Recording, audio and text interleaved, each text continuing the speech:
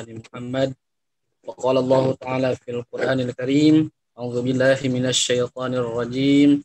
بسم الله الرحمن الرحيم. لئن شكرتم لأزيدنكم ولئن كفرتم إن عذابي لشديد.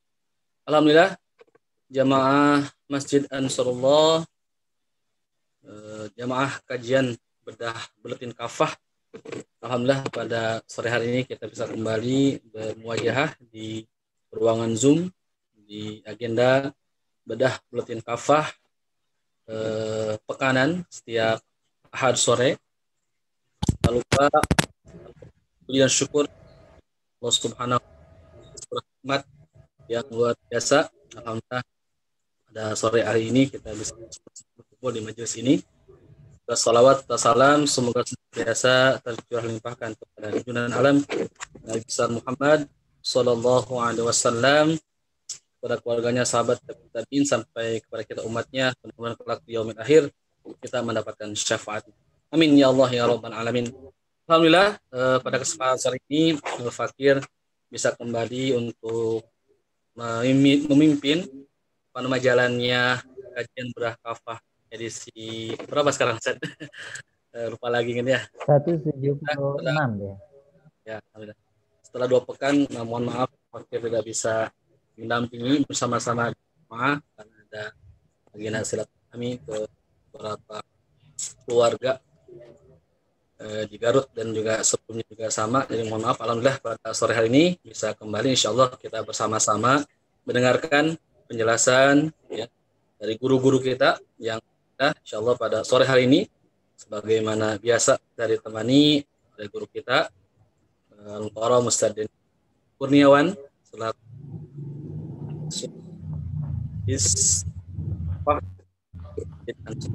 alhamdulillah pada sore hari ini kita juga ditemani oleh dai muda, dai kaum remaja, beliau Ustaz Fauzi Al-Mubarak. Insyaallah beliau nanti akan bersama-sama kita dengarkan paparan penjelasan berkaitan dengan tema buletin kafah yang diangkat pada edisi pekan ini. Sebelum kita mulai, langkah baiknya mari kita awali majelis kita dengan membaca Ummul Quran ala hadiniyah wa kulli niyatin shalihah ila hadratin Nabil Mustafa Rasulullah Muhammad sallallahu alaihi wasallam. Al-Fatihah.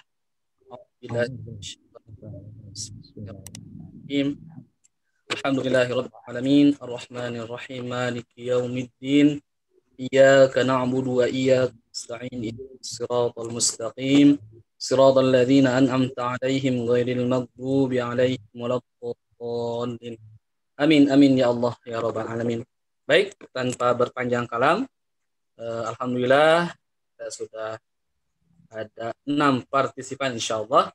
Ya, ada jamaah yang senantiasa setia, alhamdulillah ya, untuk senantiasa hadir di majelis ini. Kami ucapkan terima kasih, jazakumullah, yang sudah setia tetap untuk menyimak, mendengarkan ilmu-ilmu yang disampaikan oleh guru-guru kita.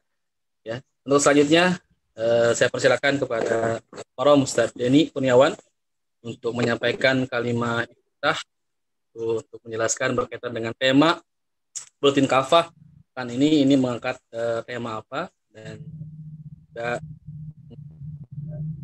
silakan Fauzi. Kepada Ustaz ini falyatafaddal mashkura. Baik, bismillahirrahmanirrahim. Assalamualaikum warahmatullahi wabarakatuh. Waalaikumsalam warahmatullahi wabarakatuh. Alhamdulillahirabbil alamin. Asyhadu an la ilaha illallah wa asyhadu anna Muhammadar Rasulullah. Allahumma shalli ala sayyidina Muhammad wa ala ali sayyidina Muhammad. Rabbi shalli li sadri wa yassir li amri wahlul 'uqdatam min lisani yafqahu qawli. Rabbi zidna ilman warzuqna fahman.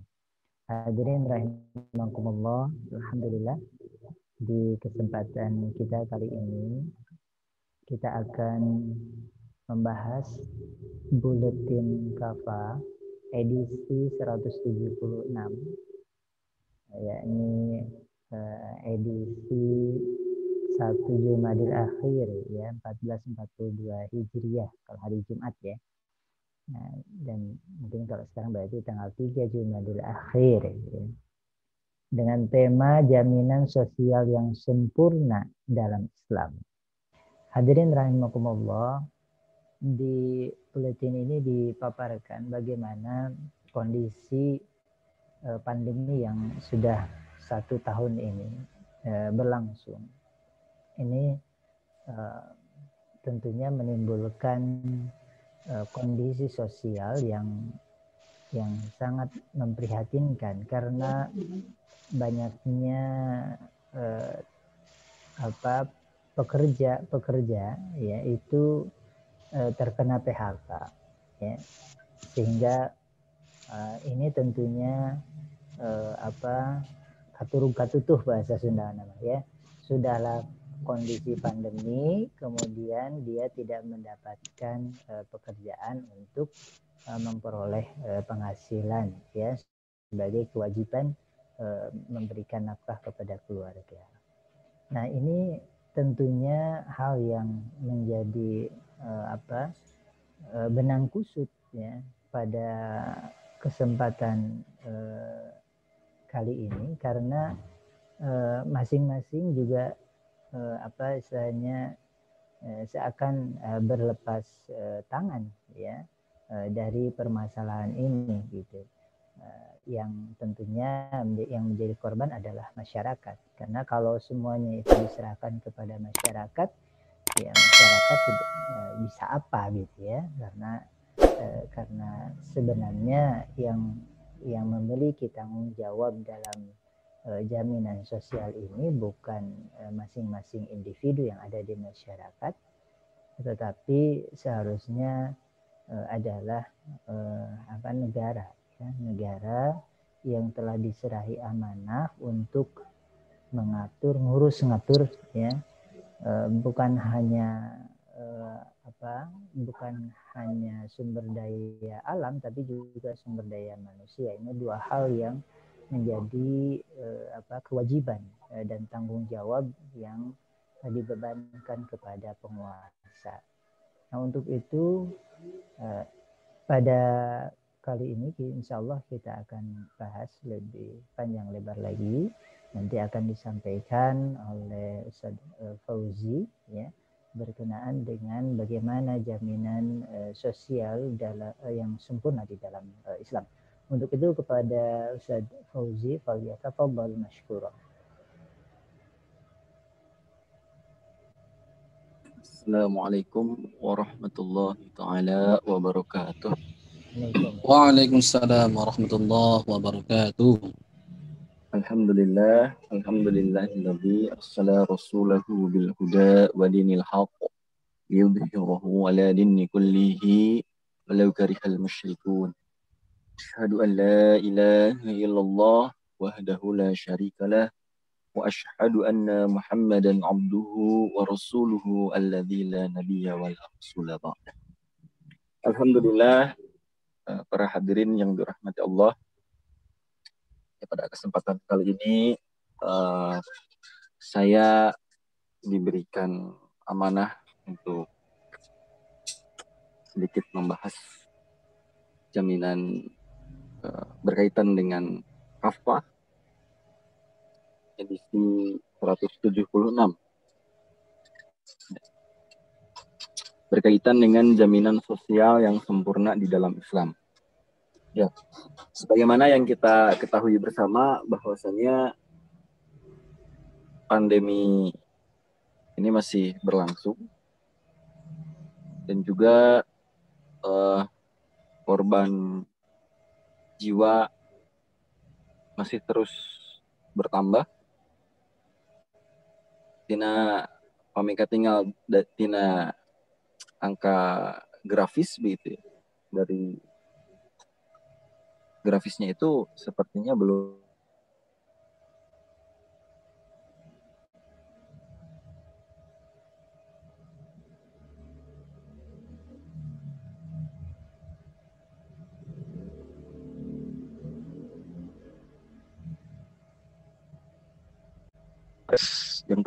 yang terkena dampak dari pandemi COVID-19 ini, khususnya yang berkaitan dengan ma'isyah, sumber penghidupan. Ya.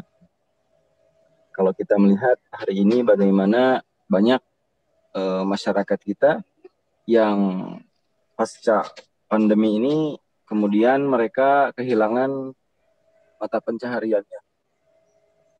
Kehilangan mata pencahariannya baik karyawan, ya. Sumber penghasilannya, kehilangan sumber penghasilannya baik karyawan ataupun pengusaha yang jualan begitu ya.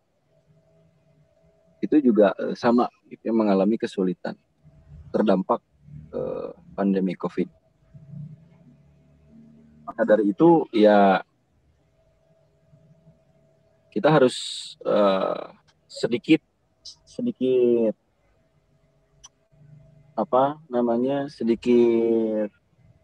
berpikir begitu ya, kenapa kok bisa begitu? Apakah tidak ada solusi ataukah apakah ini penanganan yang sudah tepat? Ya, apalagi dalam hal ini negara sebagai pihak yang diamanahi untuk mengurus urusan rakyat itu kemudian malah sibuk pada vaksinasi kalau hari ini ya. Jadi ramai dina vaksina begitu. Nah, jadi seolah masyarakat itu kebutuhannya tidak diperhatikan, apalagi harga-harga mulai naik begitu ya. Di tengah pandemi, tosmah pandemi, daya beli masyarakat menurun, ya, ditambah harga-harga juga makin naik. Nah, ini sungguh berat begitu ya. Sungguh berat. Lalu bagaimana sebenarnya, apakah Islam memiliki solusi untuk itu semua ataukah bagaimana? Nah, tentu Islam punya solusi untuk itu semua begitu. Nah, terkait dengan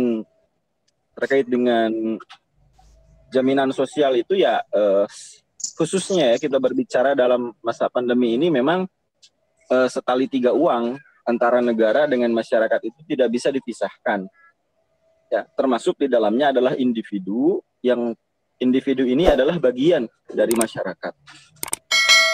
Nah, yang pertama jelas bahwasanya meskipun dalam kondisi pandemi seperti ini, Islam tetap mewajibkan untuk mencari nafkah. Nah, ini tataran individu, gitu ya. Tataran individu bahwasanya Islam tetap mewajibkan untuk mencari nafkah meskipun kondisi pandemi seperti ini. Kenapa? Karena mencari nafkah itu adalah kewajiban yang memiliki banyak sekali keutamaan. Nah, mencari nafkah itu yang pertama. Lalu siapa yang sebenarnya berkewajiban? Berkewajiban. Nah, dalam hal ini Islam juga memiliki beberapa rincian. Yang pertama adalah kewajiban mencari nafkah ini dibebankan kepada para suami, ayah ini, para suami, ayah, kemudian anak laki-laki atau misalkan saudara laki-lakinya, yang jelas yang diwajibkan dalam mencari nafkah ini adalah kaum laki-laki.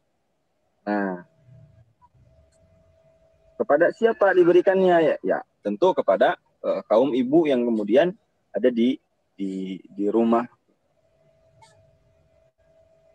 Begitu. Nah, jadi kaum perempuan ini tidak dibebani kewajiban untuk mencari nafkah. Nah, maka bagaimana kalau misalkan perempuan ikut mencari nafkah? Yaitu hukumnya mubah saja. Boleh saja. Selama ketika mereka mencari nafkah ini tidak melanggar hukum-hukum yang ditetapkan oleh syariah. Nah, kemudian apa sebenarnya bentuk nafkah itu ya? Nah, bentuk nafkah ini adalah yang dibebankan kepada kaum ayah untuk laki-laki. Yang pertama berkaitan dengan kebutuhan pokok ya, tentunya ya, kita kenal dengan sandang, pangan, papan begitu. Ya. Nah, ini juga diwajibkan begitu ya kepada para kaum ayah. Ini sebagaimana dalam Al-Quran surah Al-Baqarah ayat 233 begitu ya. Yang artinya kewajiban ayah memberikan makanan dan pakaian kepada para ibu dengan cara yang baik. Ini berkaitan dengan sandang dan pangan. Artinya kaum laki-laki wajib memberikan nafkah berupa makanan dan pakaian. Nah, di ayat yang lain juga Allah sampaikan bahwasanya para suami itu wajib untuk memberikan tempat tinggal ya, sesuai dengan kemampuannya, begitu. Nah, ini disampaikan di dalam Quran surah At-Talaq ayat ke-6. Ya, tentu nafkah seorang laki-laki ini juga dilihat dari kadar yang kemudian biasa di tengah-tengah masyarakat begitu ya. Ya mencukupi lah. Yang mencukupi dengan cara yang ma'ruf, tapi juga tidak membebani kaum laki-laki. Artinya ya diberikan sesuai dengan kemampuannya. Kalau misalkan contoh di kita kebiasaan di kita itu misalkan untuk kebutuhan sehari-hari ya, karena kedah meser segala rupa gitunya, listrik kedah mayarnya lira gitu, kemudian air juga ada yang beli begitu ya. Nah itu di angka misalkan di kisaran 2,5 sampai 3 juta. Nah itu kisaran yang kemudian berlaku biasa di masyarakat ya. Maka diusahakan suami itu memberikan nafkah yang layak itu ya sekitar sebegituan. Itu untuk memenuhi kebutuhan sehari-hari. Tapi kalau misalkan di bawah itu bagaimana ya? Tidak apa-apa. Tidak kemudian dibebani suami itu dengan kemudian harus segala rupa gitu ya. Segala dicabak sehingga akhirnya kewajiban-kewajiban yang lain, fungsinya dia sebagai seorang ayah itu tersisihkan, terlupakan. Begitu ya. Jadi karena kerja dari subuh sudah berangkat, pulang tengah malam gitu. Ya, kewajiban dia untuk mendidik anak, mendidik istrinya, fungsi dan peran ayahnya itu jadi hilang hanya untuk kemudian memenuhi kebutuhan sehari-harinya. Nah, itu juga tidak baik. Yang kedua, berkaitan dengan pemenuhan kebutuhan ini juga tidak bisa dilepaskan dari peran masyarakat. Begitu, artinya ya individu dia tetap melaksanakan tugasnya pada tataran individu, apa yang bisa dia laksanakan. Yang kedua, kontrol masyarakat ya, itu untuk masyarakat juga itu diwajibkan begitu ya, secara secara sosial begitu. Nah, itu Islam menganjurkan bahwasanya setiap kaum muslimin itu saling tolong menolong. Begitu ya, saling tolong menolong. Kemudian juga menumbuhkan sikap simpati begitu ya. Simpati, empati terhadap sesama kaum muslimin. Gitu. Nah, ini dianjurkan begitu ya.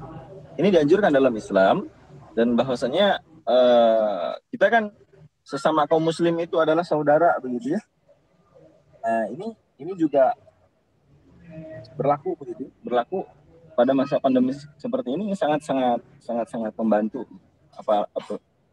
Kalau misalkan ada tetangga kita atau saudara kita yang kita kenal dengan mereka kena misalkan ya terkena positif misalkan ya, positif COVID-19. Nah, ini sudah menjadi kewajiban kita begitu untuk menolong yang terkena ini dengan keluarganya misalkan. Contoh harus diisolasi mandiri di rumah. Nah, ini sebisa mungkin kita tetangganya itu memberikan bantuan ya berupa apa saja yang kemudian bisa dilakukan. Contoh misalkan dengan karena satu keluarga ini tidak bisa diperbolehkan untuk keluar rumah, misalkan ya kita mencukupi kebutuhan mereka, misalkan untuk makanannya, kan tetap di rumah juga harus makan begitu ya, yang kena COVID juga begitu, di rumah juga tetap harus makan. Nah maka kita sebagai tetangganya ya dianjurkan untuk menolong. Nah, cara menolongnya itu adalah tadi dengan menyediakan misalkan bahan makanannya, syukur-syukur bisa dipangmasakan gitunya ya, dimasakin misalkan barang yang sudah siap konsumsi itu diberikan kepada keluarga yang terkena. Nah itu lebih memudahkan lagi begitu. Nah untuk kebutuhan yang lainnya juga sama, misalkan pulsa listrik begitu ya, misalkan ternyata mati sedangkan kepala keluarganya tidak bisa mencari nafkah, nah maka itu menjadi kewajiban kaum muslimin yang lain begitu ya, tetangganya untuk saling menolong begitu. Nah ini banyak sekali sebetulnya hadis-hadis dan dalil-dalil terkait dengan bagaimana seorang mukmin itu harus menolong mukmin yang lain. Nah di sini di sini ada salah satu hadis riwayat Muslim yang disampaikan bahwasanya Rasulullah SAW bersabda, ya, barang siapa yang melepaskan kesusahan seorang muslim di dunia, Allah akan melepaskan kesusahan dia pada hari kiamat. Begitu. Nah ini kan harapan kita tuh begitu ya. Di hari di mana tidak ada lagi yang bisa menolong kita selain amalan-amalan kita, itu ini ketika Allah melepaskan kesusahan kita di yaumil akhir itu, aduh rasanya luar biasa. Nah, dan ini mudah sekali caranya, yaitu dengan melepaskan kesulitan muslim yang lain, saudara kita begitu. Nah ya di dunia kene yang mumpung orang dunia kene masih biasa gitunya, nah, ini bisa dilakukan. Kemudian siapa yang memudahkan seorang muslim yang sedang kesulitan, maka Allah akan memudahkan kesulitannya di dunia dan di akhirat. Nah ini lebih luar biasa lagi. Tentunya di dunia saja sudah dijamin akan dimudahkan oleh Allah. Nah itu yang pertama, saling tolong menolong ya, untuk di lapisan masyarakat begitu ya. Nah dan juga setiap muslim itu harus selalu mengingat bahwasanya rizki yang dia dapat itu ada hak yang lain begitu ya, hak orang-orang lain begitu. Siapa mereka? Mereka itu adalah orang-orang yang kemudian tidak dapat memenuhi kebutuhan mereka begitu ya, yang benar-benar kesulitan tadi ya, yang benar-benar tidak bisa mengakses kebutuhannya untuk dia bisa mendapatkan harta begitu ya. Sumber ma'isyahnya misalkan ditutup, atau misalkan tempat dia bekerja itu kemudian dia kena PHK ya karena karyawan misalkan. Nah ini benar-benar mereka adalah orang-orang yang sangat-sangat membutuhkan begitu ya, membutuhkan itu. Nah maka jangan lantas karena susah begitu ya kita jadi pedit. Wah ada orangnya hese ya keur kieu mah. Nah itu tidak bisa begitu ya. Tidak bisa begitu tidak lantas kemudian membuat kita menjadi kikir. Nah, memang bahwasanya di dalam Islam juga itu dilarang menjadi seorang pengemis ya. Nah, yang meminta-minta itu ada dua jenis. Yang pertama adalah mereka yang benar-benar membutuhkan. Nah, ini adalah prioritas kita begitu ya. Misalkan kita tahu ada tetangga atau ada saudara, dia biasanya bekerja, tapi ketika pandemi ternyata kena PHK. Nah, lama dia tidak bekerja, jualan juga, misalkan dia coba jualan juga tidak ya ipis gitunya. Seurugina tibatan untungna seurugina, kemudian selama apalagi ini sudah 1 tahun ya misalkan sudah berbulan-bulan tidak mendapatkan sumber ma'isyahnya. Nah, kemudian akhirnya dia mau nggak mau itu meminta kepada tetangganya atau kepada saudaranya. Nah, ini adalah prioritas kita gitu. Begitu ya, mau dalam kondisi pandemi ataupun tidak pandemi, ya mengemis jadi pekerjaannya itu ya tidak diperbolehkan. Nah, konteks mengemis di sini itu adalah mengemis dalam konteks dia kehabisan harta begitu ya. Nah, dia kehabisan harta, dia udah nggak setiasa usaha kukumaha deui gitunya, makanya akhirnya dia mengemis begitu. Nah, di sini ada dalam hadis yang diriwayatkan oleh Muslim disampaikan bahwasanya menjadi pengemis haram hukumnya. Meminta-minta hanya bisa dibenarkan karena 3 alasan. Yang pertama, menanggung hutang orang lain. Yang kedua, kehabisan harta sehingga putus sandaran hidup. Ketiga, tertimpa kesengsaraan. Nah, kesengsaraan di sini dalam artian kena bencana, misalkan longsor, kena rumahnya kebakaran, habis, dan lain sebagainya.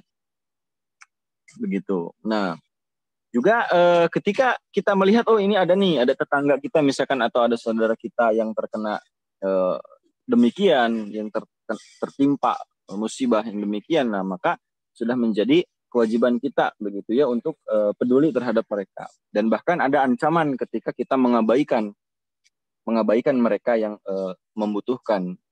Rasulullah SAW bersabda, bukanlah mukmin orang yang kenyang sementara tetangganya kelaparan sampai menekan lambungnya. Ini menjadi tamparan keras begitu ya, diancam.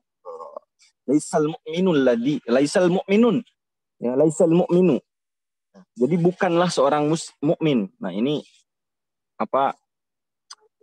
tamparan begitu ya, peringatan keras dari Rasulullah SAW bagi kita. Maka ketika kita mengaku bahwa kita adalah orang-orang yang beriman, maka jangan sampai mengabaikan tetangga kita yang kemudian tadi terkena musibah begitu ya, apalagi sampai kelaparan dan kita tidak tahu. Nah, itu poin yang nomor 2 ya, terkait dengan bagaimana kontrol sosial ya secara masyarakat. Nah, individu dan masyarakat ini pun itu tidak bisa kemudian mereka berdiri sendiri. Kenapa? Karena memang mereka itu hidup mengikuti regulasi yang dibuat oleh siapa? Oleh pihak yang lebih berwenang. Nah, dalam hal ini adalah negara. Begitu ya. Sekuat apapun individu, sehebat apapun kontrol masyarakatnya, tapi ketika negara menerapkan regulasi yang tidak tepat, nah maka ini akan menjadi sesuatu hal yang tidak baik juga. Ya. Contoh ya, hari ini ya pengangguran makin lama makin banyak, ya itu kan misalkan individunya sudah berusaha nyari kerja sana sini tapi nggak dapat juga, karena mungkin yang punya perusahaan juga sedang kesulitan, sedang tidak membuka lowongan pekerjaan, yang ada pun bukannya ditambah malah dikurangi. Nah, ini kan terkait dengan kondisi yang kemudian dibuat oleh regulasi negara. Artinya negara di sini berperan sangat vital, berperan sangat besar untuk bisa menyelesaikan setiap problematika tadi sosial tadi ya. Kalau kita lihat mensos yang baru itu kan si pengemis itu didatangi satu-satu begitu ya, langsung turun gunung begitu, tidak lewat dinas-dinas sosial. Jadi dinas-dinas sosial mangke lah langsung begitu ya, turun gunung. Nah, ini itu menurut saya pribadi itu kurang tepat begitu ya. Kan dia bisa mengeluarkan peraturan kementerian ya, peraturan menteri nomor sekian, nah gitu. Biar yang di bawahnya aja yang bekerja. Nah, ini negara itu bertanggung jawab. Negara itu bertanggung jawab terhadap regulasi yang kemudian dibuat. Nah, negara bertanggung jawab untuk bisa menjamin gitu ya kehidupan sosial masyarakatnya. Nah, dalam hal ini Islam sangat-sangat luar biasa. Sangat-sangat luar biasa memiliki aturan itu. Ya. Jadi bagaimana peran sentral negara dalam mengurus umat, dalam kemudian menyelesaikan setiap problematika yang ada di tengah-tengah masyarakatnya itu paripurna, begitu ya. Nah, khususnya dalam pandemi seperti ini ya, mungkin banyak yang bertanya bagaimana caranya Islam menyelesaikan pandemi ini, gitu ya. Nah, ini luar biasa, begitu. Nah, terkait dengan jaminan ya, kalau kalau terkait dengan bagaimana virusnya, bagaimana menyelesaikan virusnya, nah itu sudah pernah dibahas ya dalam beberapa edisi yang sudah lama sekali, bagaimana Islam menyelesaikan pandemi. Nah, ini bagaimana Islam menyelesaikan efek domino atau masalah bawaan dari pandemi ini. Nah, salah satunya adalah jaminan sosial ini, begitu ya, yang berkaitan dengan masalah ekonomi, masalah kebutuhan masyarakat. Nah, yang pertama bahwasanya negara itu memiliki kewajiban. Nah, ini kesadaran ya, kesadaran bahwa negara itu wajib hukumnya menyediakan kebutuhan masyarakatnya, mulai dari pangan, begitu ya. Nah, khususnya pangan ya, pada masa pandemi seperti ini khususnya pangan. Nah, kemudian juga obat-obatan, begitu ya, pakaian. Nah, itu wajib, negara wajib menyediakan itu, begitu. Nah, negara juga wajib memastikan bahwa setiap orang, setiap individu masyarakatnya itu bisa memiliki akses untuk memenuhi kebutuhannya. Nah, gitu. Jadi jangan sampai kemudian ada individu yang tidak bisa mengakses, gitu, tidak bisa mengakses atau tidak bisa kemudian memenuhi kebutuhannya. Gimana caranya? Yang pertama adalah dimulai dari harga. Nah, hari ini kan yang terjadi setelah pandemi harga naik, tapi tahu wae gitunya, tahu tempe wae naik. Nah, ini Islam itu punya aturan bahwasanya khususnya dalam pandemi seperti ini, harga itu bukan malah naik, tapi diturunkan. Gimana caranya? Caranya adalah dengan distribusi ya, mengatur distribusi. Nah, bukan hanya berbicara masalah produksi, tapi mengatur distribusi. Karena kalau produksi ya, misalkan produksinya banyak, kalau distribusinya kurang bagus ya juga sama saja, begitu kan? Nah, Indonesia wilayah timur dengan misalkan di Pulau Jawa itu kalau berbicara harga itu jauh sekali, begitu ya, beda. Saya punya teman di sana, kerja di sana, itu gajinya 20 juta itu lamun di Jawa mah gede pisannya, tapi mun di itu mah ada segitu-gitu nekene. Bepergian ke sana sini pakai pesawat. Gitu. Pesawat sekali bayar itu paling murah 800.000. Nah, kayak begitu ya. Nah, artinya di sini adalah tanggung jawab negara sebenarnya. Nah, tanggung jawab negara bagaimana memberikan jaminan kepada masyarakatnya agar masyarakat itu bisa mengakses kebutuhan mereka. Yang pertama itu bisa dengan tadi diturunkan harganya. Nah, sih gitu ya, cuma-cuma digratiskan, dibagi-bagi gitu ya. Kalau waktu awalan pandemi gitu, kita sering lihat di berita di Filipina ya. Di Filipina itu setiap rumah itu diberikan diberikan makanan begitu ya. Makanan begitu. Nah, di sini juga kan ada ya yang dikasih gitu kan, bantuan dari gubernur, nah bantuan dari RW-nya. Tapi ada yang dapat, ada yang tidak, itu juga kan begitu. Dukanya Allah alam ya. Nu aya oge kalah dikorupsi geningan kan, komen sebelumnya itu dananya malah dikorupsi gitu. Nu aya oge lain kalah dikasih secara cuma-cuma, yang ada juga dananya malah dikorupsi. Nah, ini yang berbanding terbalik begitu ya. Dalam Islam itu tidak akan terjadi demikian. Nah, begitu pula pada masa Rasulullah SAW ini. Ini terjadi pada masa Rasulullah SAW. Bahkan pada masa Nabi itu ya, kebutuhan rakyat itu dipenuhi oleh negara. Rasulullah SAW bersabda, barang siapa yang meninggalkan hutang ya, atau tanggungan, hendaklah ia mendatangiku karena aku adalah penanggung jawabnya. Nah, dalam hal ini Rasulullah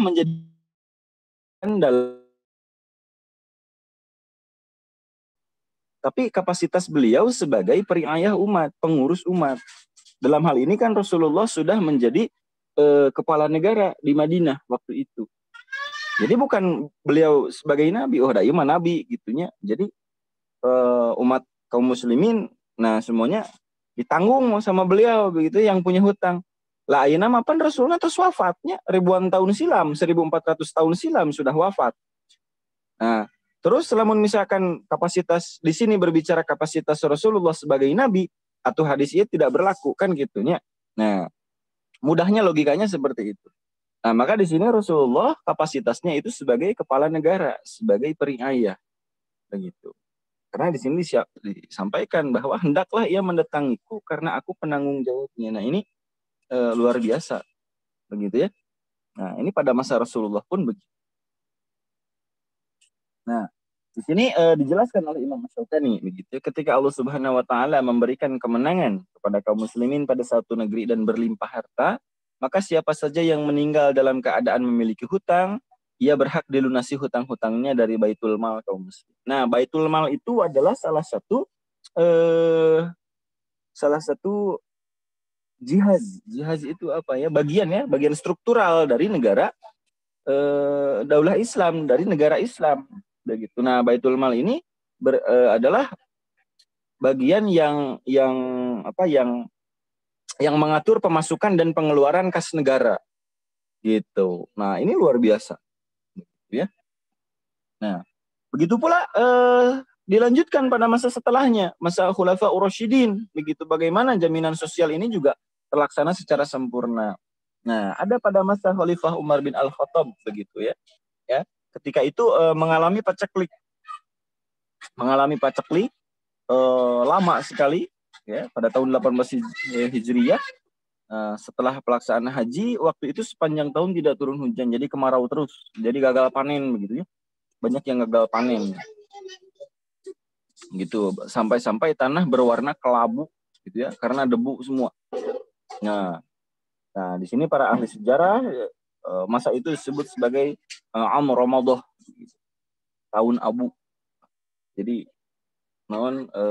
saking sudah lamanya tidak terjadi hujan. Nah, akhirnya apa? Akhirnya pasokan pangan itu terganggu ya. Banyak kemudian masyarakat yang kelaparan karena gagal panen begitu ya. Kemudian banyak orang itu datang ke ibu kota ya, ke Madinah begitu. Mereka kaum muslimin ini ya yang terdampak ini masyarakat itu meminta kepada Khalifah Umar bin Al-Khattab begitu. Nah, ketika itu terjadi Khalifah Umar tidak nunggu lama-lama, teu diengke-engke gitunya, teu nunggu rombak-rombak kabinet, teu nunggu kemudian ACC-an heula menteri keuangan dan lain sebagainya. Itu langsung beliau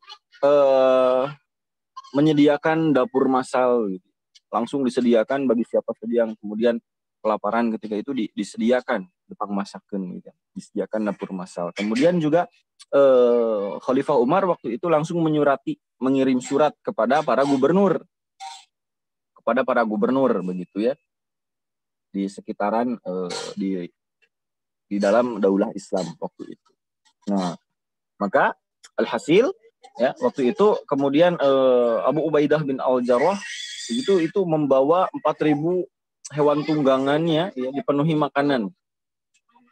Begitu. Kemudian Abu Musa Al-Asy'ari ya Gubernur Basrah itu juga mengirimkan bantuannya. Nah, begitu pula ini yang terkenal ya, yang masyhur begitu ya, yang kisahnya masyhur Gubernur Mesir ya, sahabat Amr bin Al-As radhiyallahu an itu ngirim saking banyaknya ngirim bantuan begitu ya. Itu dikatakan bahwa si kepala bantuannya sudah hampir sampai di Madinah. Ekornya itu baru berangkat gitu. Bakat tinggu seueur gitunya dikirimkan ya. Nah, ini ngirimin banyak sekali makanan, kemudian pakaian juga bahan-bahan makanan dan lain sebagainya begitu ya. Belum lagi dikirim supaya cepat itu via laut. Nah, karena kalau dari Qahirah ya Qahirah itu via laut dekat dengan Madinah. Begitu. Nah, itu luar biasa begitu ya. Luar biasa. Begitu pula Gubernur Syam, nah ini nggak kalah hebat, gitu ya. Muawiyah bin Abi Sufyan mengirimkan 3.000 unta, ya, bawa gandum, 3.000 lainnya bawa makanan. Nah ini dan begitu pula, ya, gubernur-gubernur yang lain itu saling berlomba, begitu ya, untuk kemudian mengirimkan bantuan kepada Khalifah Umar bin Al-Khattab ketika itu. Nah itu kalau kita lihat ya, kalau lihat di peta itu kan sagulewak itunya Hijaz, Syam, Mesir, Khorasan. Kalau dibanding dengan Indonesia itu lebih besar Indonesia padahal mah luas mah gitunya. Ya.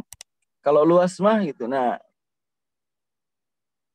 gitu. Nah, maka seharusnya ya dengan kemajuan teknologi hari ini ya orang-orang hari ini itu lebih hebat lagi.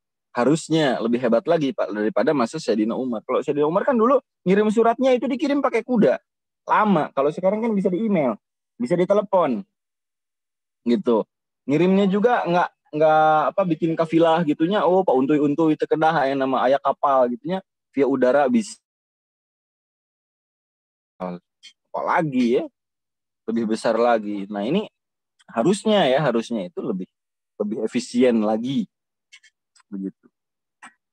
Nah, itu kemudian yang dilakukan oleh Khalifah Umar bin Al-Khattab hingga pada biidznillah dengan izin Allah, ya Allah memberikan pertolongan dan kemudian masa kekeringan itu selesai.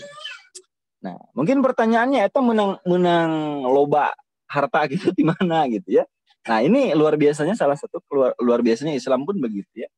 Nah, bahwasanya tadi ada yang namanya secara struktural itu ada yang namanya Baitul Mal, itu mengatur pemasukan dan pengeluaran negara ya. Nah, itu banyak sumbernya, sumber pos pemasukannya banyak dan sumber pengeluarannya pun jelas sehingga tidak ada kemudian ceritanya ketika ada satu struktur minta dana itu harus akses heula ke Menteri Keuangan gitu ya, jadi pabelit gitu. Pabelit. Ya butuh dana, cek iya dana na kunaon karena iya. Nah, kita kan dananya sumbernya hampir 80% itu dari pajak ya. Hampir ya 80% dari pajak. Kalau dalam Islam tidak begitu. Banyak sumber posnya, makanya hartanya banyak. Nah, kalaupun ternyata di kas negara itu kosong ya, kurang.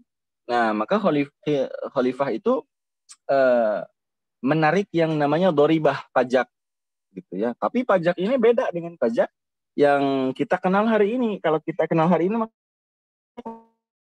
beli mie instan gitu ya. Meser mie instan wae kena pajak. Gitu ya. Kita kerja juga itu ada pajaknya. Ya, nyari uang aja udah dipajak. Beli mie instan dipajak, mau makan dipajak. Ke toilet umum saja kan ada pajaknya. Ya. Nah, ini aduh ya. Nah, tapi dalam Islam itu yang namanya doribah, ya. Doribah, pajak itu berbeda.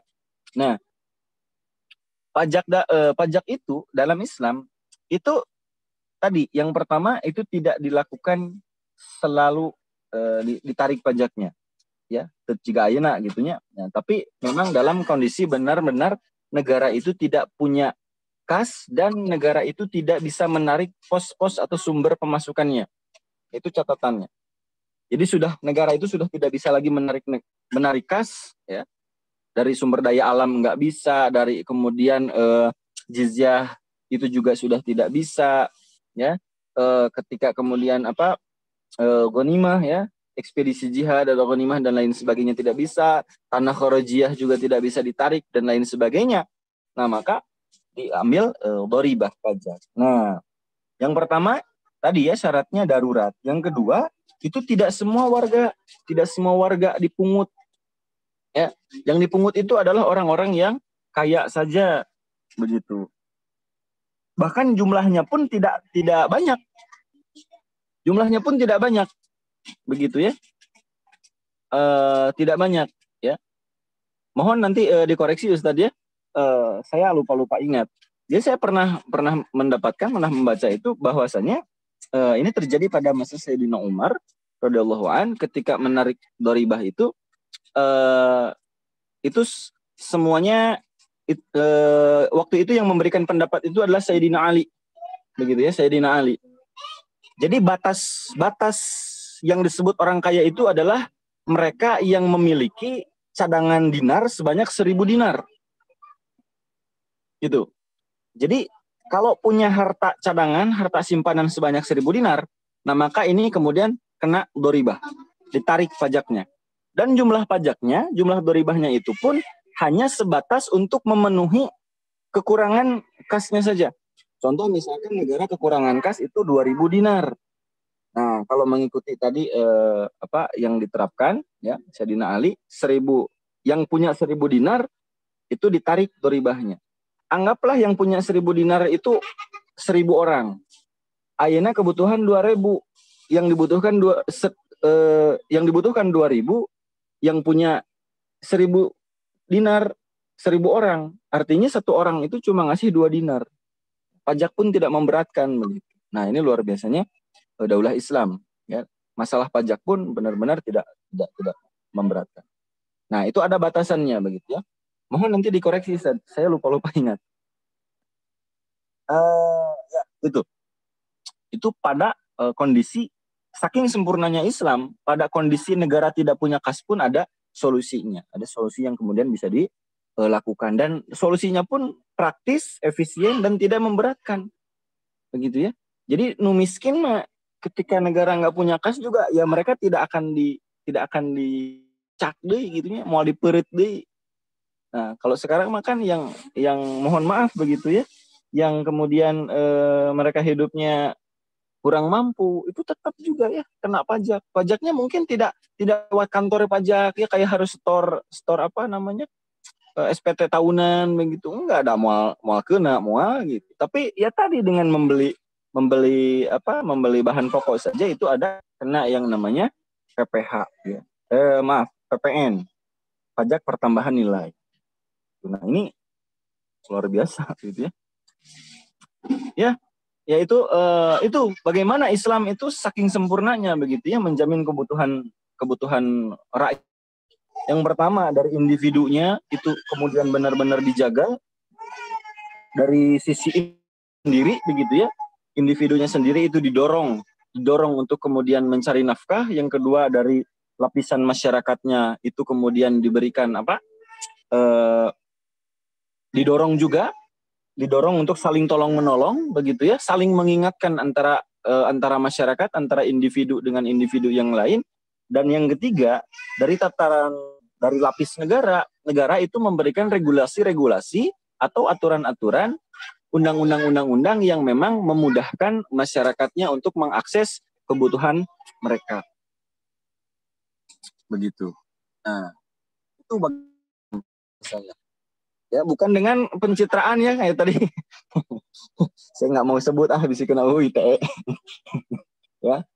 Ya, itu barangkali Ustaz yang bisa saya sampaikan. Mohon maaf segala kekurangannya, dan mohon maaf barangkali ada ini kondisinya kurang kondusif. Saya mohon maaf sekali. Sekali lagi jazakumullahu khairan katsira, wallahu a'lam bishawab. Assalamualaikum warahmatullahi wabarakatuh. Waalaikumsalam warahmatullahi wabarakatuh. Luar biasa pemaparan materi dari Ustaz berkaitan dengan jaminan ya sosial, tema yang diangkat pada Buletin Kafah edisi saat ini berkaitan dengan tadi ya, jaminan sosial yang sempurna dalam Islam gitu. Jaminan sosial yang sempurna dalam Islam, yang mana Islam memiliki seperangkat aturan yang lengkap berkaitan bagaimana jaminan sosial itu diterapkan dalam kehidupan ya. Jadi semua aspek itu terikat ya, terikat untuk sama-sama menjalankan perannya, mulai dari individu ya, masyarakat, dan juga negara gitu ya. Ini tahapannya jaminan sosial yang sempurna dalam Islam. Baik, sebelum kita masuk ke sesi diskusi, mungkin saya persilakan kembali kepada Ustadz Denny akan tambahan berkaitan dengan pemaparan tadi. Kepada Ustadz, saya silakan. Baik, sambil menunggu pertanyaan dari jamaah. Baik. Nah, jadi memang kalau kita simak juga atau perhatikan bagaimana di media massa juga nampaknya ada bagaimana kondisi di masa pandemi ini di Amerika sendiri ya sebagai kampiun kapitalisme ini juga tidak jauh beda dengan yang dialami oleh negeri 62 ini. Bahkan sekitar 38 juta pekerja itu melamar untuk mendapatkan unemployment insurance ya sejak 15 Maret di Amerika itu. Ya, namun ya, sebagaimana yang terjadi di negeri 62 ini bahwa tunjangan jutaan warga Amerika itu juga tidak bisa segera cair karena proses klaim yang sulit ya. Padahal klaim itu kian melonjak di negara-negara bagian yang ada di Amerika, baik itu California, Florida, ya, Michigan, New York, dan Texas ya sejak April. Nah, ini gambaran yang terjadi di negara kampiun kapitalisme gitu. Namun ironinya saat mayoritas penduduk Amerika menghadapi masalah ekonomi di masa pandemi ini, justru kelompok terkaya itu diuntungkan ya. Laporan American Forum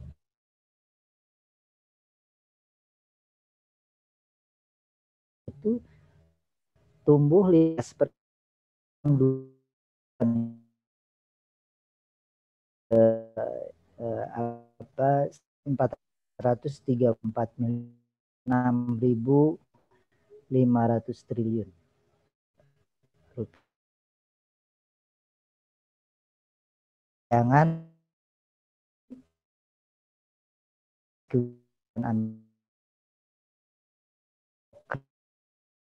kan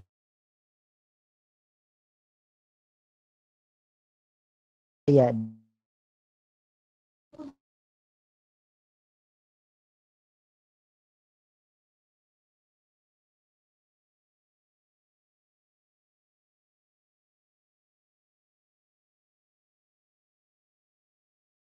selama sistem kapitalisme ini bercokol ya atau kemudian digunakan ya oleh negeri 62 ini, itu tidak akan jauh beda dengan apa yang dialami oleh negara kampiun kapitalisme gitu.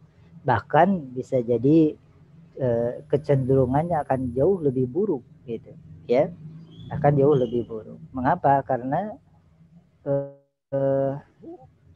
untuk negeri berkembang ya dalam tanda petik negeri miskin itu tentunya permasalahannya akan berlipat. Jadi mereka akan memiliki masalah dengan penerimaan APBN ya, di mana APBN kebanyakan ya sebagian besar itu dari pajak. Kemudian juga harus membayar bunga utang luar negeri. Ya, jadi pokoknya aja belum dibayar. Jadi bunganya aja tuh ya sudah besar ya, sudah bisa cukup menguras APBN. Jadi kalau seperti ini terus-terusan ya dampaknya memang yang kita rasakan pada saat ini ya, carut marut pengurusan ya di dalam mengatasi pandemi ini akan terus berlangsung ya tanpa ada solusi yang sempurna ya, tanpa ada solusi yang total ya untuk bisa mengubah ya kondisi yang ada pada saat ini. Maka dari itu sudah sepantasnya lah umat Islam pada saat ini untuk memikirkan ya pengganti dari sistem yang ada ya sebagai upaya perubahan ya yang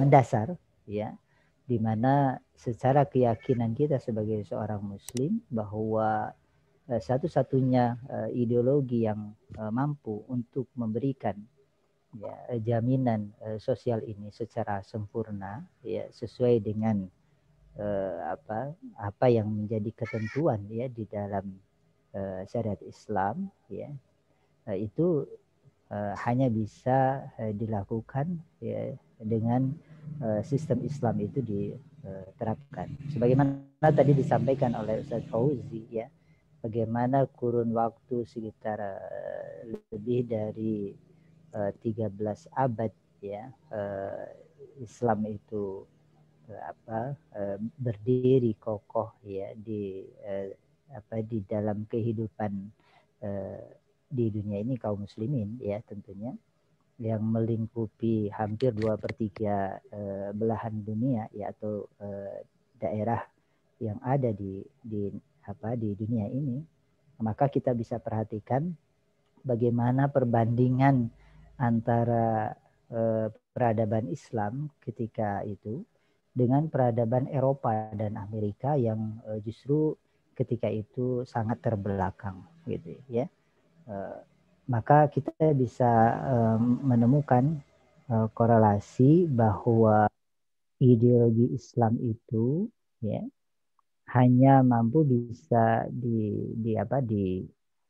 diusung atau kemudian diterapkan secara kafah ketika memang ada institusi yang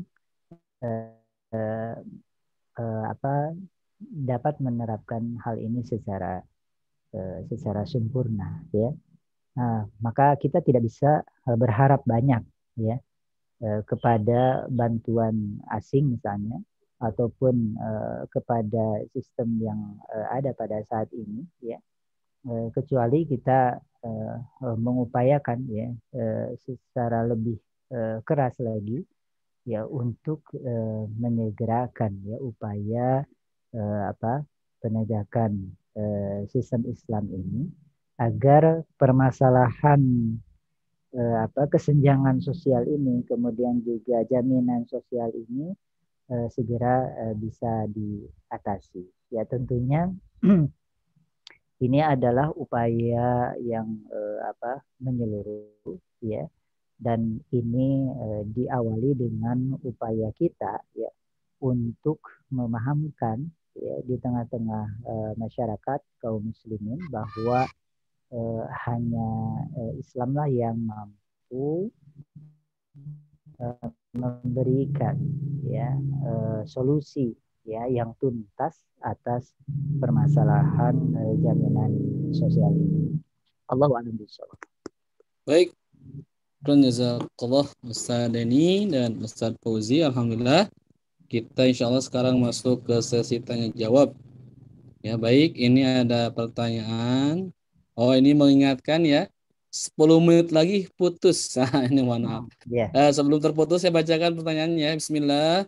Izin bertanya, bagaimana kalau pemerintah sudah ngasih jaminan sosial kepada masyarakat, tapi uangnya bukan dari anggaran hasil bumi sendiri, tapi anggarannya dari pinjam negara lain. Dan misal nanti dibebankan lagi ke masyarakat, contoh lewat dinaikkan segala macam pajak, demi untuk bisa bayar hutang bekas memberi jaminan sosial masyarakat. Itu pertanyaannya. Mangga mungkin Ustaz Fauzi dulu, saya persilakan untuk menjawab, menanggapi pertanyaan tersebut. Jadi bagaimana kalau pemerintah memberikan jaminan tapi sumbernya bukan dari hasil bumi, malah pinjam ke luar negeri. Akhirnya rakyat juga yang malah jadi korbannya. Ini bagaimana kalau seperti itu? Ini mungkin pandangannya mangga Ustaz. Baik. Ustaz Fauzi, saya persilakan. Ya, turun Ustaz. Baik, bismillahirrahmanirrahim. Jadi begini,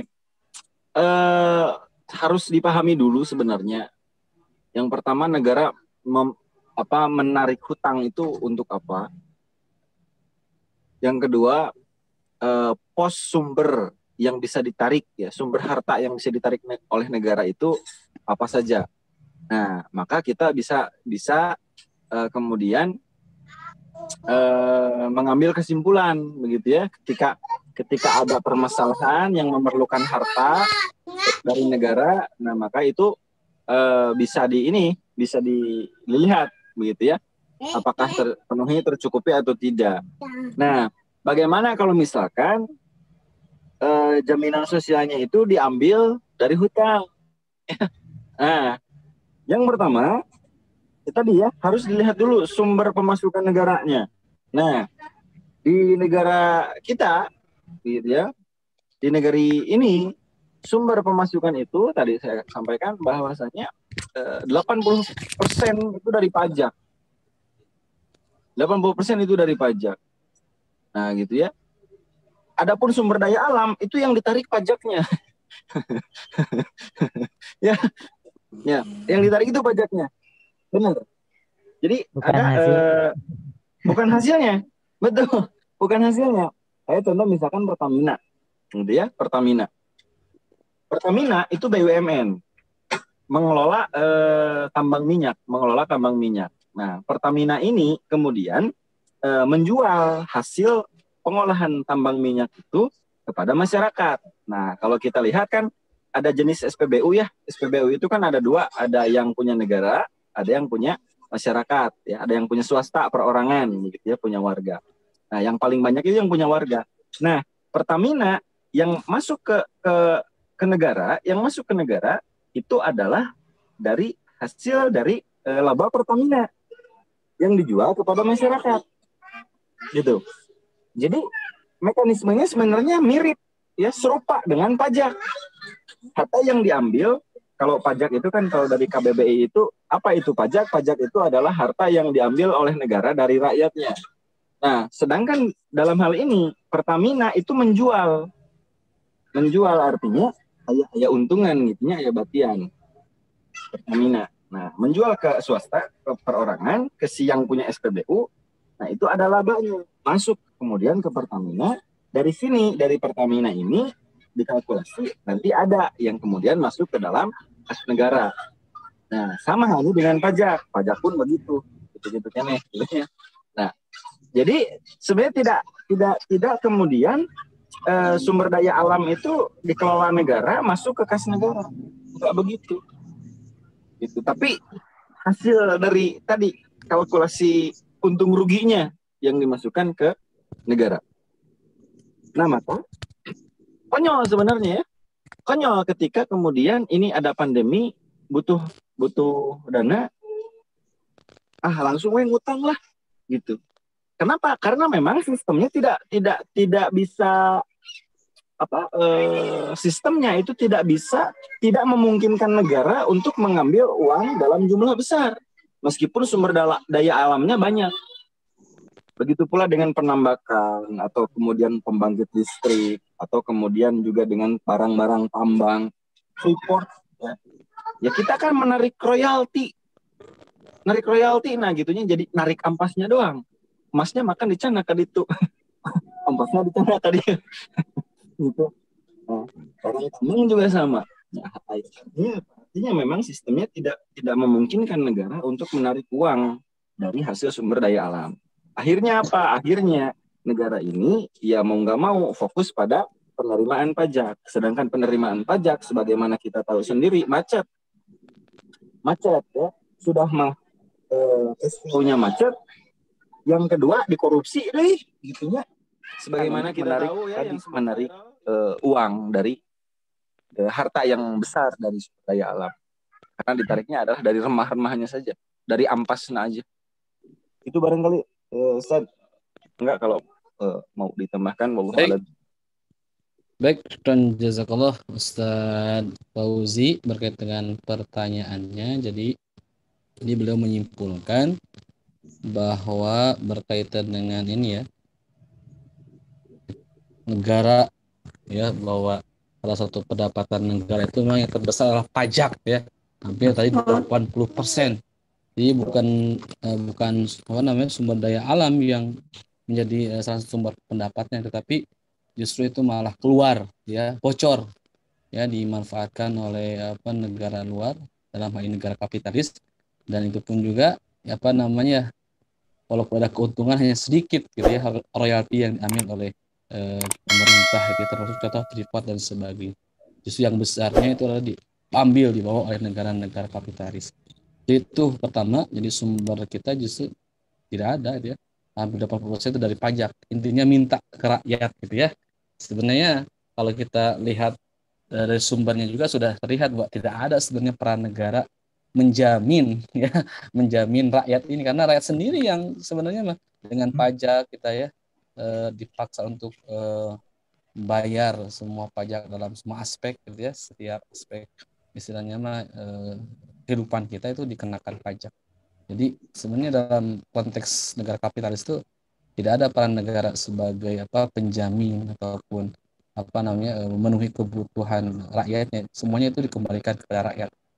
Pemerintah hanya sebagai ini saja, istilahnya hanya tadi ya numpang ini aja gitu ya, lewat saja atau hanya mengambil dari rakyat, ambil oleh penguasa, ya dibalik kembalikan lagi gitu, seolah-olah tadi manehna bisa ngajamin. Itu bukan dari pemerintah ataupun selaku yang mereka ini seharusnya memberi ayah umat atau rakyat, tapi terus sumbernya itu dari rakyat sendiri gitu ya.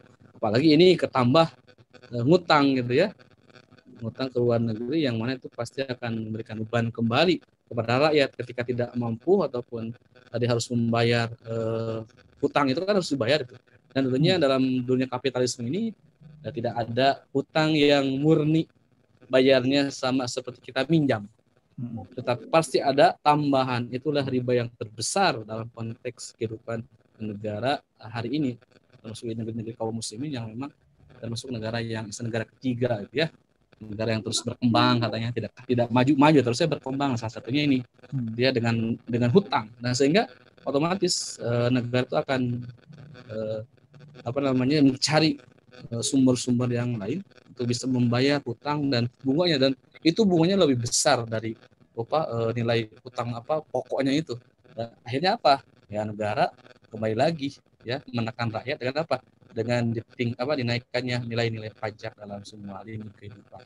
Inilah praktik-praktik dalam negara yang diterapkan sistem kapitalis gitu ya. Kita bisa merasakan hari ini gitu ya, pajak ini menjadi urat nadi negara dalam istilahnya menjalankan roda pemerintahannya, dalam menjalankan tadi seolah-olah mereka menjadi peri ayah rakyat, padahal mereka sendiri tidak, justru sumbernya itu dari rakyat gitu ya.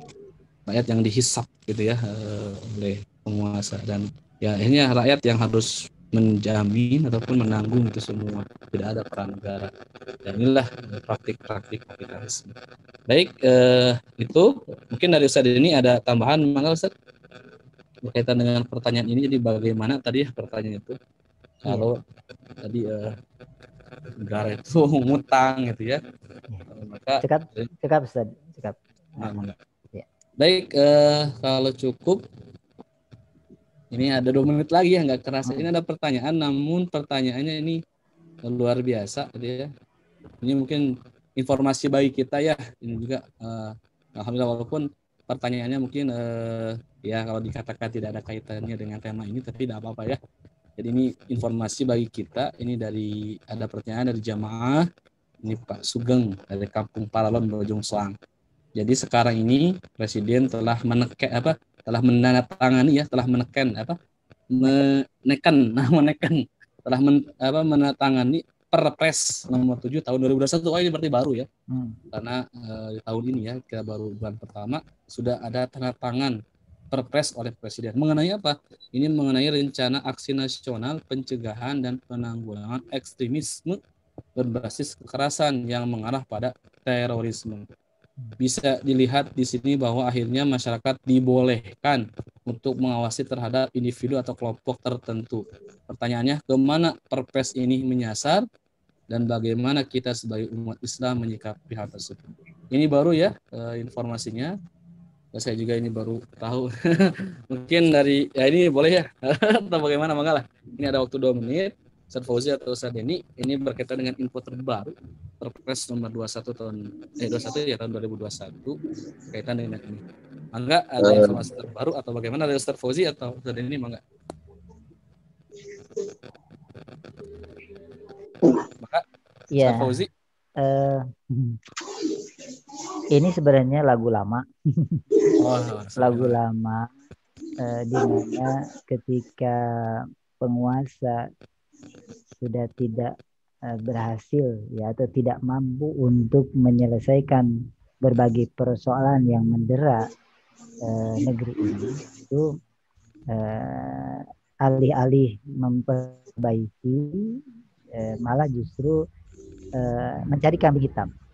Dan yang paling mudah untuk dijadikan kambing hitam adalah siapapun yang berupaya untuk ya senantiasa berpegang teguh terhadap Islam, ya, karena memang begitulah ya, terorisme, kemudian radikalisme dan lain sebagainya itu senantiasa atau memang menjadi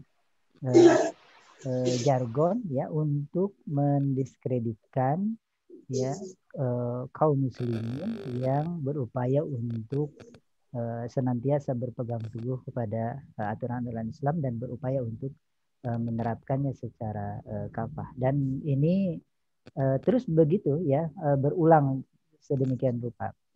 Maka kita harus perhatikan bahwa dengan seperti ini membuktikan bahwa penguasa sudah tidak mampu lagi untuk menyelesaikan berbagai persoalan.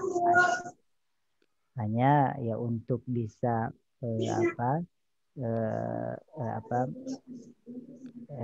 harus ada nih ya, harus ada mungkin itu pengalihan atau kemudian ada yang kemudian dijadikan sebagai sebagai penyebab ya, sebagai penyebab dari carut marut permasalahan ini gitu. Dan itu seringkali yang dijadikan kambing hitam itu adalah seperti tadi yang disampaikan gitu. Jadi itulah yang memang mampu bisa dilakukan ya oleh negeri-negeri manapun ya, termasuk Kamerun sendiri ya, di dalam rangka menyelesaikan berbagai persoalan yang ada yang memang kapitalisme ini tidak akan pernah mampu untuk bisa menyelesaikan berbagai persoalan ini ya, seperti itu. Maka ya alih-alih bisa memberikan jaminan atau kemudian memberikan pelayanan ya yang terbaik untuk masyarakatnya, justru yang dijadikan sebagai jualan ya, sebagai dagangan itu adalah menjadikan dia sosok umat Islam yang berupaya untuk senantiasa taat kepada aturan-aturan Islam ini sebagai monster ya, yang sangat menakutkan, yang ini seakan-akan berada di balik dari permasalahan-permasalahan yang mendera masyarakat pada saat ini. Padahal ini jelas-jelas merupakan framing yang tidak berdasar, karena pada saat ini justru yang diterapkan itu bukan sistem Islam, dan kaum muslimin pun pada saat ini adalah pihak yang paling besar menerima atau mengalami kondisi yang carut marut seperti ini ya, bukan sebagaimana para kapital yang dengan kondisi pandemi ini justru mereka meraup keuntungan yang luar biasa itu, sebagaimana yang tadi di negara yang disampaikan. Allahu a'lam bishawab. Baik, syukran jazakallah Ustaz ini. Jadi ini memang cara lama ya. Jadi memang rezim ini sangat senang sekali membuat perpres untuk memukul ya kelompok-kelompok dakwah yang memang kritis menyuarakan tentang Islam ya. Sehingga dari awal rezim berkuasa memang tadi senantiasa dikeluarkan perpres gitu ya. Nah ini mungkin kalau dari segi poin-poinnya mungkin nanti kita coba kaji kembali, atau mungkin Ustaz Fauzi ada yang ingin disampaikan poin-poin perpres ini?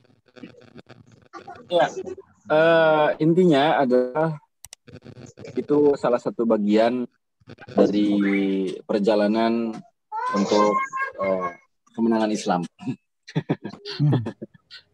Ya, karena itu memang harus dilalui, suka tidak suka, mau tidak mau, itu represivitas rezim terhadap kelompok yang berpegang teguh menyuarakan mendakwahkan Islam secara kafah itu pasti harus terjadi, mau tidak mau, suka tidak suka. Itu barangkali Ustaz cekaplah gitu.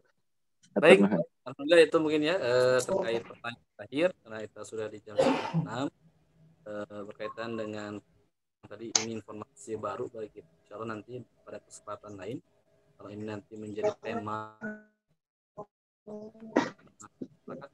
nanti kita tunggu mungkin di yang selanjutnya di apa itu.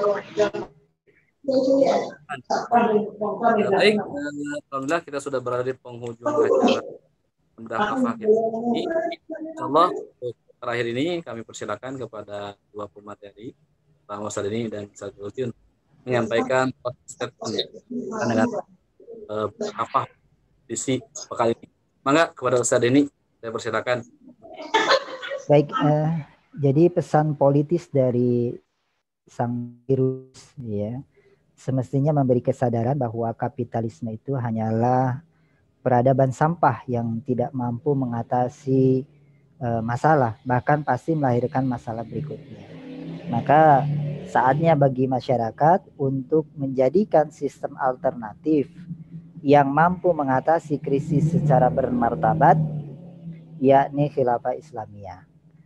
Namun tidak cukup hanya mengimani janji Allah akan tegaknya negara tersebut, tetapi turutlah jalan terjal untuk memperjuangkannya. Allahu a'lam bishawab. Syukran jazakallah Ustaz Denny. Mangga silakan kepada Ustaz Fauzi untuk menyampaikan closing statement-nya. Sudah komprehensif tadi Ustaz Denny. Alhamdulillah. Baik. Hari ini saya barusan dapat beritanya dari CNN Indonesia berkaitan dengan pertanyaan dari terakhir tadi ya. Silakan nanti mungkin dikaji dulu ya. Seperti apa. Namun ini temanya menarik gitu ya, di pemerintahan nasional. Perpres baru, warga dilatih polisikan terduga ekstremis. Ini sudah mulai. Insyaallah nanti pada kesempatan selanjutnya kita mudah-mudahan nanti kita coba kaji kembali berkaitan dengan apa namanya berita ini. Mudah-mudahan nanti di kajian berkafah akan datang. Baik, syukran jazakumullah kepada jamaah rahimakumullah, jamaah Masjid Ansarullah, kajian bedah butin kafah. Terima kasih atas kehadirannya pada kesempatan ini. Kita tutup dengan alhamdulillahirabbil alamin. Subhanakallahumma wa bihamdika asyhadu an la ilaha illa anta. Wassalamualaikum warahmatullahi wabarakatuh. Waalaikumsalam warahmatullahi wabarakatuh. Waalaikumsalam warahmatullahi wabarakatuh. Terima kasih kepada semua jamaah.